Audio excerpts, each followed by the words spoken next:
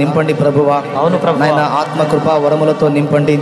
తను నోరు తెరిచి ప్రకటించినప్పుడు అది విన్న అనేక మంది హృదయాల్లో పొడవబడిన వారి రక్షణ పొందడానికి సహాయం చేయండి. అతడు చేతులుంచి ప్రార్థించినప్పుడు స్వస్థత కార్యాలు జరుగుటకు సహాయం చేయండి.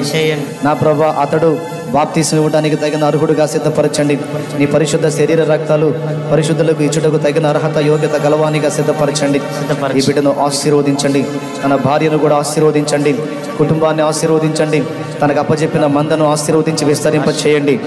నానాటికి బలాభివృద్ధి పొంది నీ రాకడ కొరకు నాయన, నీ రాకలో నాయన ఒక మహాగుంపు జనమును సిద్ధపరచడానికి ఈ బిడ్డకును మాకును కృపనిమ్మని తండ్రి కుమార పరిశుద్ధాత్మ త్రియేక దేవుని ఏకనామమైన యేసుక్రీస్తు నామములో విశాల అనబడేటువంటి ఈ బిడ్డని నీ దాసునిగా మరి దైవజనునిగా నాయన ఇదిగో ప్రతిష్ఠ చేస్తూ ఉన్నాం.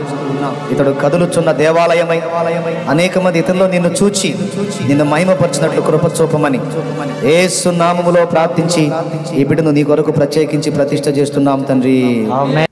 యేసుక్రీస్తు ప్రభువారి నామంలో మీ అందరికీ శుభాభివందనములండి. సత్యవాక్యము కార్యక్రమాన్ని చూస్తున్న మీ అందరినీ మరి ఒక రీతిగా కలుసుకోవడానికి దేవుడు మంచి సమయాన్ని అనుగ్రహించాడు. ఈ ప్రాముఖ్యమైనటువంటి సమయంలో మీకు తెలియచేసేదేమనగా కృపావరముల గురించి. ఈ వీడియో మీరు చూశారు. షాలేము రాజు ప్రార్థన చేస్తూ అతను ఏమంటున్నంటే కృపావరములను దయచేయమని ప్రార్థన చేస్తున్నాడు. నిజంగా కృపావరాలు ఉన్నాయా నేటి దినములలో అనేటువంటి విషయాన్ని తెలియజేస్తున్నాను.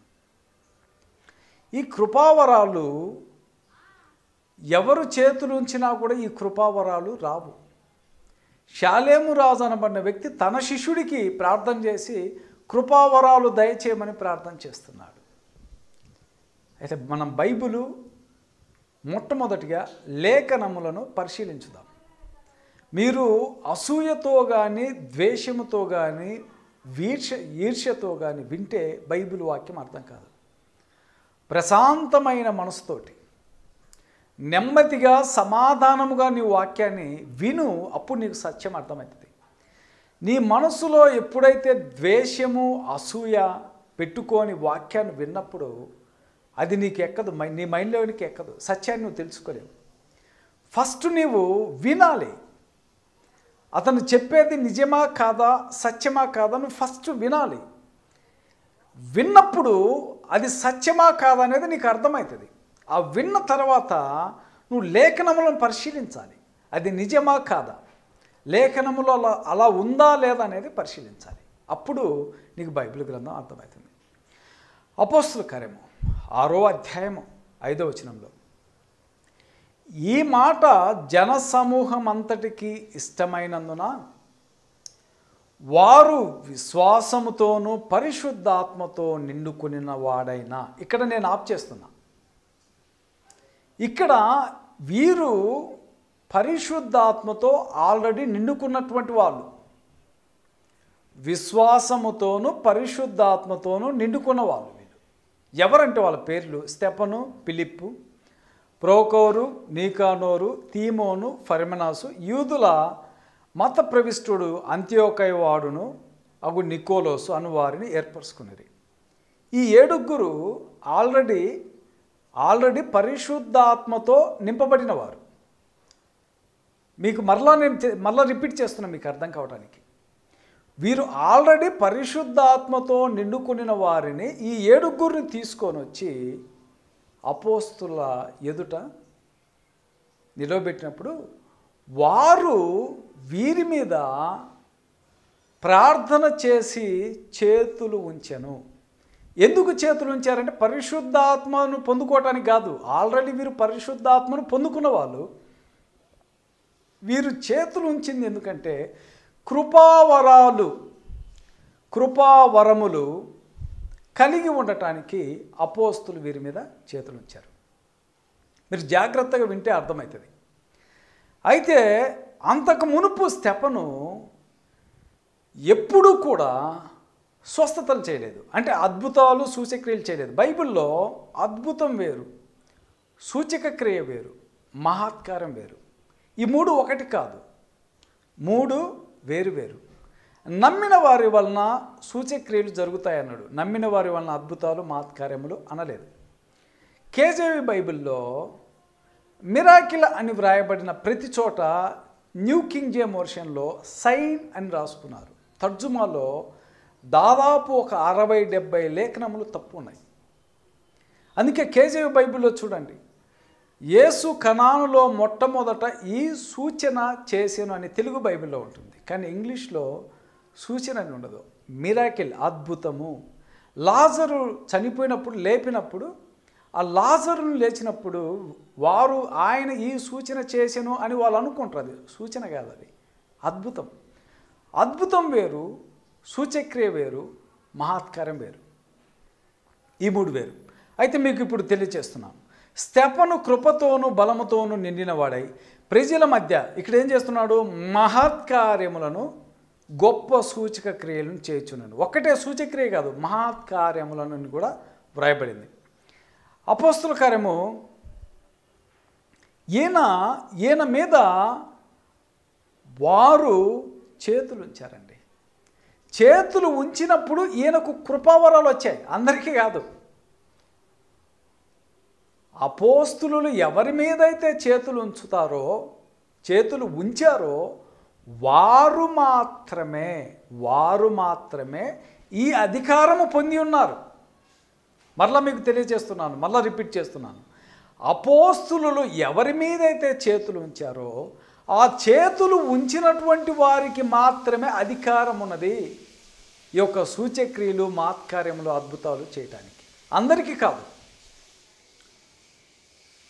అయితే మరి ఒక లేఖనం తెలియజేస్తున్నాను చూడండి. అంతకు మునుపు స్తెఫను ఎప్పుడునూ ఇటువంటి కార్యాలు చేయలేదు. అందుకే అపోస్తుల కార్యము 7వ అధ్యాయములో ఇలా స్తెఫను చేశాడు. 8వ అధ్యాయంలో ఫిలిప్పు కూడా ఈ యొక్క అద్భుతాలను సూచక్రియలు చేసినట్టు వ్రాయబడింది. ఎవరు? ఫిలిప్పు కూడా చేశాడు. ఇది ఎవరి ద్వారా చేశాడంటే అపోస్తుల యొక్క హస్త నిక్షేపణ ద్వారా ఈ కృపావరాలు పొందారు. ఇప్పుడు మనకు ఈ అధికారం లేదు. మనము చేతులు ఉంచితే కృపావరాలు రావు. ఎందుకంటే ఆ అధికారము అపోస్తులకు మాత్రమే ఇవ్వబడింది. అపోస్తులు పరిశుద్ధాత్మలో బాప్తీసం పొందినటువంటి వారు ఎవరి మీదైతే చేతులు ఉంచారో వారు మాత్రమే కృపావరాలు పొందారు.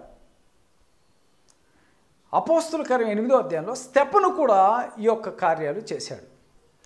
అలాగే మరి ఒక లేఖనం చూపిస్తున్నాం, మీరు గమనించండి. అపోస్తుల కార్యం 8వ అధ్యాయం 12వ వచనంలో, అయితే ఫిలిప్పు దేవుని రాజ్యమును గూర్చియు యేసుక్రీస్తు నామమును గూర్చి సువార్త ప్రకటించుచుండగా వారు అతని నమ్మి పురుషులను స్త్రీలను బాప్తిసం పొందిరి. సమరయ వారు దేవుని వాక్యం అంగీకరించి యెరూషలేములోని అపోస్తులు విని పేతురును యోహానును వారి యొద్దకు పంపిరి. వీరు వచ్చి వారు పరిశుద్ధాత్మ పొందవలని వారి కొరకు ప్రార్థన చేసిరి. అంతకుముందు వారిలో ఎవరి మీదను ఆయన దిగి ఉండలేదు. వారు ప్రభువైన యేసు నామమున బాప్తిసం మాత్రం పొందిండిరి. అప్పుడు పేతురును యోహానును వారి మీద చేతులు ఉంచగా పరిశుద్ధాత్మను పొందిరి. ఈ ఫిలిప్ అనేటువంటి వ్యక్తికి మరలా రిపీట్ చేస్తున్నా, ఎందుకంటే మీకు అర్థం కాదు కాబట్టి. పేతురు యోహాను జెరూషలేములో నుంచి వచ్చి సమరయులు దేవుని వాక్యమును అంగీకరించినప్పుడు పేతురు యోహాను వచ్చి వారి మీద, సమరయుల మీద చేతులు ఉంచినప్పుడు వారు పరిశుద్ధాత్మను పొందారు. ఇక్కడ కృపావరాలు కదా వాళ్ళు పొందింది. అపోస్తుల యొక్క హస్త నిక్షేపణ ద్వారా పరిశుద్ధాత్ముని పొందుతారు, కృపావరాలు పొందుతారు. అయితే ఇక్కడ ఫిలిప్పు చేతులు ఉంచితే పరిశుద్ధాత్ముడు రాడు.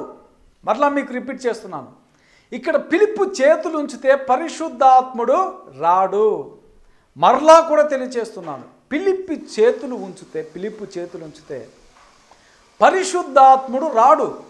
ఒకవేళ ఫిలిప్పు చేతులు ఉంచే మాట అయితే పరిశుద్ధాత్ముడు వచ్చే మాట అయితే పేతురు యోహాను జెరూషలేములోంచి రావాల్సినటువంటి అవసరత లేదు. ఈ అధికారము అపోస్తులకు మాత్రమే ఇవ్వబడింది.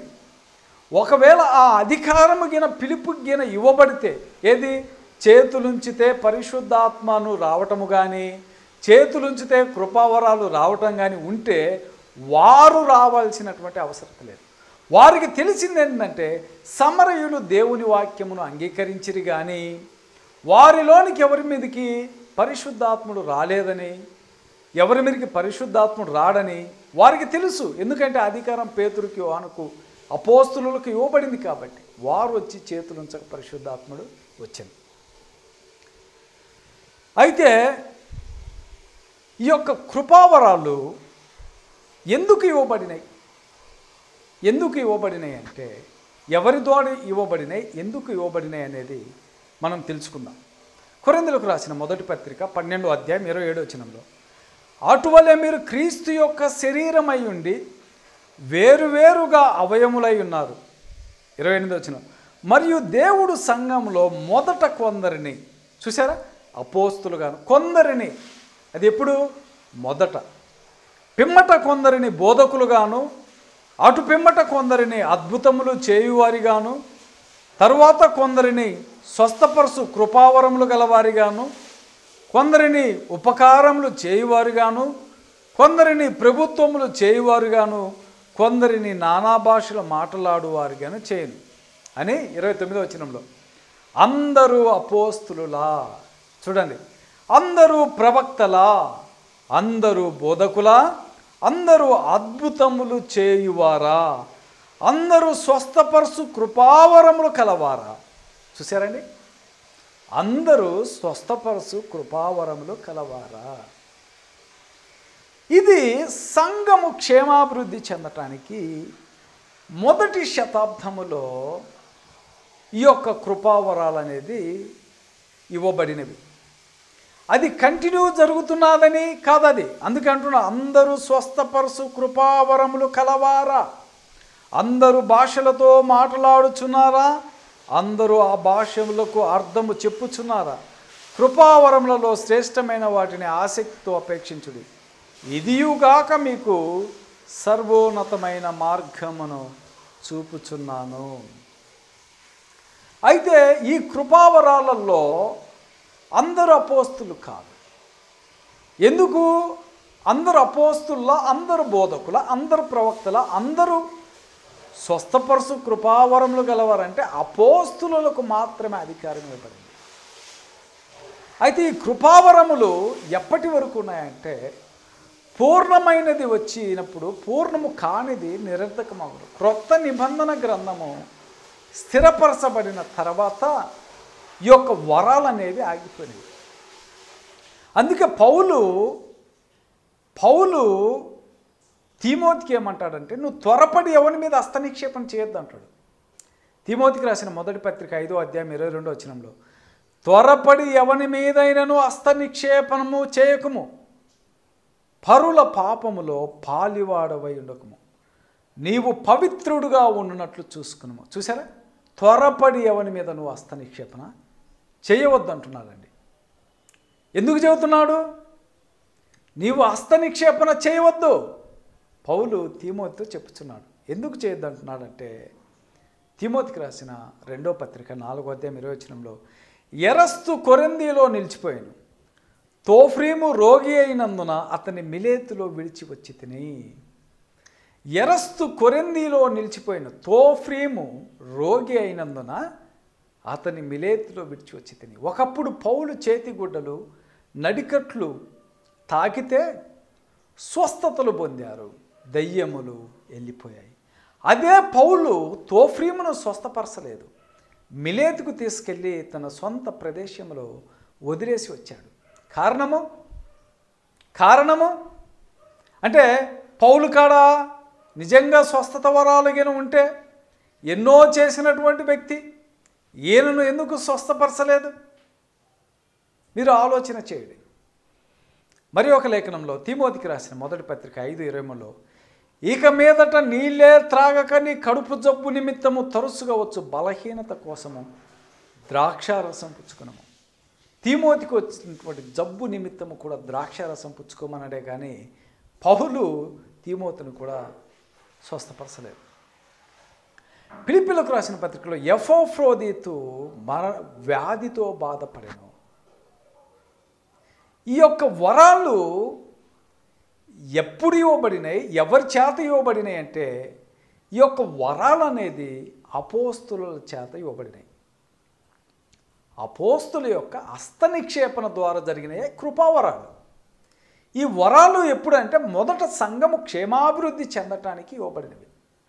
అయితే చాలామంది అంటారు వరాలు ఉన్నాయంటాడు. మళ్ళీ కరోనా వచ్చినప్పుడు ప్రపంచంలో ఎవడైనా స్వస్థత చేశారండి? ఒక్కడైనా? మీ కాడ నిజంగా స్వస్థత వరాలే ఉంటే వ్యాక్సిన్ ఎందుకు వేయించుకున్నారు? మీ కాడ స్వస్థత వరాలే ఉంటే మాస్క్ ఎందుకు పెట్టుకొని తిరుగుతున్నారు? 2 నెలలు మీరు ఎక్కడ దాగుకున్నారు? ఫస్ట్ వే అప్పుడు, సెకండ్ వే అప్పుడు నూనె డబ్బాలు అమ్ముకొని కచ్చీపులు అమ్ముకొని బ్రతకటం కాదు. భారతదేశంలో ఒక ఎన్టీవీ ఛానల్ చెప్పింది నిన్న, గవర్నమెంట్ చెప్పిన లిస్టు 5 లక్షల మంది కాదు, 2 కోట్ల మంది భారతదేశంలో కరోనాతో చనిపోయారు. ఇది వాస్తవం. ఇది అమెరికన్ ఛానల్స్ చెప్పినాయి, కానీ ఇండియా గవర్నమెంటు చెప్పట్లేదు. WHO వాళ్ళు కూడా అడిగారు ఇండియాలో ఎంతమంది చనిపోయారో లిస్ట్ ఇవ్వమంటే ఇంతవరకు ఇవ్వలేదు. ఇంతమంది చనిపోయినప్పుడు ఈ స్వస్థత వరాలు ఉన్నటువంటి బాబాలు ఎక్కడ ఉన్నారయ్యా? 2 నెలలు ఏమైంది? 2 నెలలు నువ్వు మాస్క్ పెట్టుకోలేదా? శానిటైజర్ వాడలేదా? నువ్వు కొబ్బరి నూనె పూసుకున్నావా? కొబ్బరి నూనె పూసుకుంటే స్వస్థత జరుగుతుందని చెప్పుకున్న ఈ సేవకులు, ఈ అబద్ధ బోధకులు, శానిటైజర్ ఎందుకు పూసుకుంటున్నావు? కొబ్బరి నూనె పూసుకోవచ్చు కదా. కొబ్బరి నూనె యేసు రక్తం అని చెప్పి 100 రూపాయలు అమ్ముకుంటున్నావే, నీకు పని చేయదా? ఆ కొబ్బరి నూనె నీకు పని చేయదా? వేరే వాళ్ళకు పని చేస్తుందా? అమాయక ప్రజలను మోసం చేసి వరాలతోటి, స్వస్థత వరాలు ఉన్నాయని చెప్పి మోసం చేసి బ్రతుకుతున్న వాళ్ళు వీళ్ళు. చెప్పమండి, వీళ్ళ కాడ స్వస్థత వరాలు ఉంటే వ్యాక్సిన్ ఎందుకు తీసుకున్నారు? మాస్క్ ఎందుకు పెట్టుకుంటున్నారు? శానిటైజర్ ఎందుకు ఉంటున్నారు? ప్రపంచంలో స్వస్థత వరం ఉన్నవాడు ఎవడైనా సరే కరోనా పేషెంట్ను స్వస్థపరచలేదు. అది వరకు చెప్పుకున్నారండి, మాయ మాటలు చెప్పుకొని మోసం చేసి వేల కోట్ల రూపాయలు సంపాదించారండి వరాలు ఉన్నాయని. వరాలు ఉన్నాయట వీళ్ళ దగ్గర. పౌలు తోఫ్రీమును స్వస్థపరచలేదు, అదిగో మిలేతుకు తీసుకెళ్ళి వదిలేసి వచ్చానని పౌలు అంటున్నాడు. వీరు ఇంకొక లేఖనం కూడా చెబుతారండి, ఈ యొక్క నమ్మిన వారి వలన ఈ సూచక క్రియలు జరుగునని ఉంది కదా అని చూపిస్తారు. నమ్మిన వారి వలన ఈ సూచక క్రియలు జరుగునని చెప్పిన వ్యక్తే చేయలేదు స్వస్థతలు. ఎవరు చెప్పారు ఆ వ్యక్తి తెలుసా? పౌలు చెప్పలేదు. మార్కు సువార్త రాసిన వ్యక్తి మార్కు నమ్మిన వారి వలన ఈ సూచక్రియలు జరుగునని చెప్పిన మార్కే సూచక్రియలు చేయలేదే. రాసిన వ్యక్తి చేయాలి కదా. చేశాడా? ఎక్కడైనా బైబిల్లో ఉందా? లేఖనాలు ఉన్నవా? నమ్మిన వారి వలన ఈ సూచక క్రియలు జరుగునని ఏ వ్యక్తి అయితే రాశాడో ఆ రాసినటువంటి వ్యక్తే సూచక్రియలు చేయలేదు. ఆ రాయబడినటువంటి మాట అపోస్తుల గురించి రాయబడింది అని ఆయన వారితో చెప్పాను అని అంటాడు. అపోస్తుల్లో కొంతమంది అవిశ్వాసులు ఉన్నారు. మనం తోమా లాంటి వ్యక్తిని చూస్తాం. అందుకని ఆ లేఖనాన్ని తీసుకొని మళ్ళీ నమ్మిన వారి వలన ఈ సూచక్రియలు జరుగునంటే బాప్తీసం పొందిన ప్రతివాడు నమ్మాడు కదయ్యా, మళ్ళీ వాళ్ళు కూడా చేయాలి కదా. నూనె డబ్బాలు అమ్ముకొని బ్రతకటమా, కచ్చీపులు అమ్ముకొని బ్రతకటమా క్రైస్తవం అంటే? మీ కాడ వరాలు ఉన్నాయట. మళ్ళీ వరాలు ఉన్నటువంటి వ్యక్తులు ఎందుకు వ్యాక్సిన్ తీసుకున్నారు? వరాలు ఉన్నటువంటి వ్యక్తులు ఎందుకు మాస్కులు పెట్టుకొని తిరుగుతున్నారు? 2 నెలలు ఇళ్లలో కూర్చుని రా పోలీసు వాళ్ళు లాఠీలతో కొడతారని. అయ్యా ఒకప్పుడు మేము ప్రార్థన చేస్తే ఎయిడ్స్ పోయింది, అనేక రోగాలు పోయాయని చెప్పుకున్న మీరు పోలీసు వాళ్ళని ఎదిరించే అంత ధైర్యం లేదా? మీ కాడ వరాలు ఉంటే గవర్నమెంట్ ఎదిరించచ్చు కదయ్యా. తెలంగాణలో ఉన్న కేసీఆర్ని ఎదిరించవచ్చు కదయ్యా, లేదంటే జగన్మోహన్ రెడ్డిని ఎదిరించవచ్చు కదయ్యా. మా కాడ వరాలు ఉన్నాయి, మేము స్వస్థత చేస్తామని చెప్పి మీరు రోడ్ల మీదకి వచ్చి స్వస్థత చేయొచ్చు కదయ్యా. ఎక్కడ ఉన్నారు 2 నెలలు? పోలీసు వాళ్ళు కొడతారని భయమా? మీ కాడ వరాలు ఉంటే బయటకు వచ్చి చేయొచ్చు కదా. అంటే మీ కాడ ఉన్నదంతా కూడా అబద్ధము. వీళ్ళు మాయగాళ్ళు, వీళ్ళు ప్రజలను మోసం చేసి బ్రతుకుచున్న వాళ్ళు.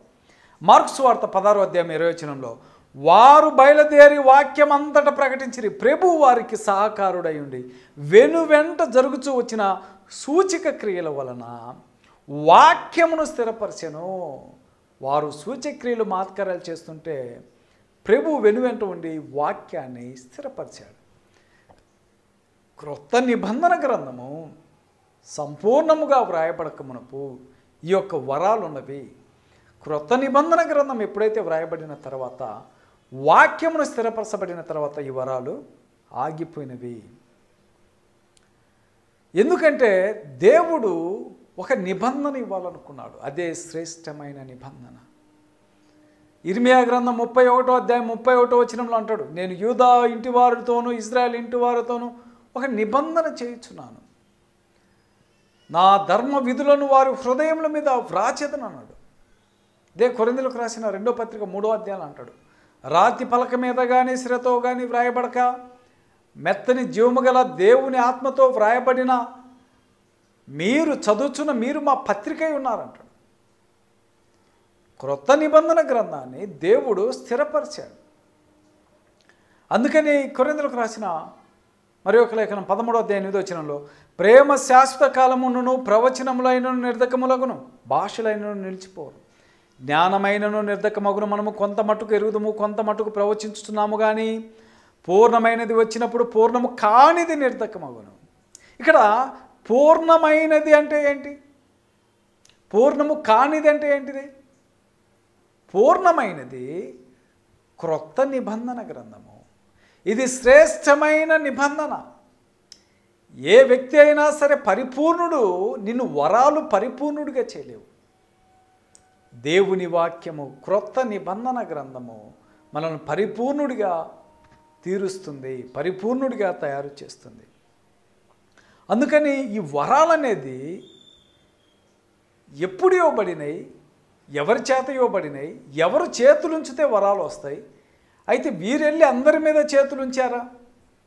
అపోస్తులు ఎవరైతే పరిశుద్ధాత్మతో నింపబడిన వారై ఉన్నారో ఈ 7 వారి మీద వీరు చేతులుంచినప్పుడు వీరు కృపావరాలు పొందారు. ఈ ఫిలిప్పు కానీ స్టెఫను కానీ ప్రోకోరు నీకానోరు వీళ్ళందరూ వెళ్ళి అందరి మీద చేతులు ఉంచలేదు.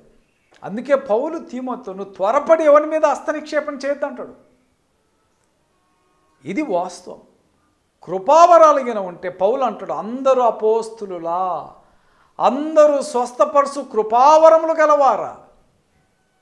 అపోస్తులకు ఆ అధికారం ఇవ్వబడింది. అయితే క్రొత్త నిబంధన గ్రంథం ఎప్పుడైతే వ్రాయబడిన తర్వాత, వాక్యము స్థిరపరచబడిన తర్వాత ఇక ఈ వరాలనేవి ఆగిపోయినవి. ఈ వరాలు ఆగిపోయినాయి. ఒకవేళ ఈ వరాలేగిన ఉంటే ప్రపంచంలో ఎవడైనా కరోనా వ్యక్తులు 190 దేశాల్లో lockdown, first way second way, ఇప్పుడు కూడా లాక్డౌన్ ఉంది. చైనాలో ఇప్పటికి కూడా లాక్డౌన్ ఉందండి. స్వస్థపరిచే వాళ్ళు ఎవరైనా ఉన్నారా? సో దయచేసి ఇదంతా అబద్ధము. షాలేము రాజు అనబడిన వ్యక్తికి బేసిక్ బైబిల్ తెలియదు. నిజంగా కృపావరాలుగా ఉంటే షాలేము రాజు వాళ్ళ మందిరంలో ఉన్నోళ్ళు ఎంతమంది వ్యాక్సిన్ తీసుకుంటారో అడగండి, ఎంతమంది శానిటైజర్ యూజ్ చేస్తున్నారో చూడండి. నిజంగా కృపావరాలు ఉంటే ఆన్లైన్ క్లాసెస్ ఎందుకయ్యా? మళ్ళీ సెకండ్ వే అప్పుడు నువ్వు ఎక్కడున్నావు? 1 year వరకు అన్ని ఆన్లైన్ క్లాసెస్ ఆన్లైన్లోనే ఎందుకు జరిపావయ్యా? వరాలు ఉంటే ఇవంతా కూడా అబద్ధము. సహోదరులారా, ఎటువంటి బైబిల్ గ్రంథము అవగాహన లేనటువంటి వ్యక్తి షాలేము రాజు. ఈ వ్యక్తులను మనము సత్యం బోధిస్తే వాళ్ళ శిష్యులు బూతు పదాలు ఉపయోగిస్తారు. వాళ్ళు బూతు పాస్టర్లేలు. వాళ్ళకు బైబిల్ తెలియదు, లేఖనములా తెలియదు. లేఖనాలు నేర్చుకోలేదు. వాళ్ళు ఏం నేర్చుకున్నారంటే 1 కొరింథీ 2 కొరింథీ 1 తీమోతి 2 ఈ పదాలే వాళ్ళు నేర్చుకున్నారు. ఆ బేసిక్ పదాలు కూడా వాళ్ళకి పలకడం చేత కాదు వ్యక్తులు వీళ్ళు. వీరికి బేసిక్ బైబిలే తెలియదయ్యా, మరి బైబిల్ వీళ్ళు ఎలా చదువుతారు? అందుకని సహోదరులారా, మీరు సత్యవాక్యం తెలుసుకోండి, సత్యవాక్యము నేర్చుకోండి, లేఖనములను మీరు పరిశీలించండి. లేఖనములలో అలా ఉన్నవాళ్ళేవో అని పరిశీలించాలని ప్రేమపూర్వకంగా తెలియచేయుచున్నాను. మీ అందరికీ శుభాభివందనములు.